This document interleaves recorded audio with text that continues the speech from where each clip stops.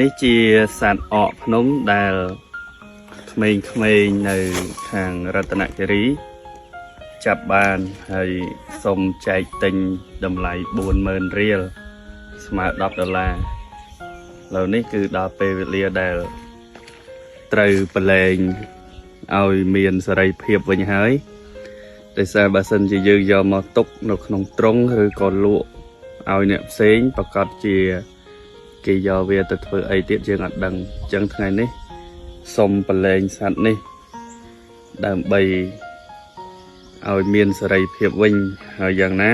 សូមឲ្យផ្ដល់នៅក្តីមេត្តាដល់សត្វនេះទៅរស់នៅទីណាឲ្យផុតអំពីចំណងនៃព្រានទាំងឡាយដែលគេចង់បានហើយទៅរស់នៅជួបជុំគ្រួសារវិញណាជួបជុំគ្រួសារវិញអញ្ចឹងប្រឡែងហើយស្អាតណាស់សត្វនេះធំមើលទៅផ្ទះឡាបស្អាតណាស់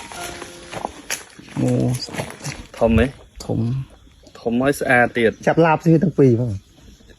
ចាប់ឡាបតែមួយក៏បានយកខំដែរ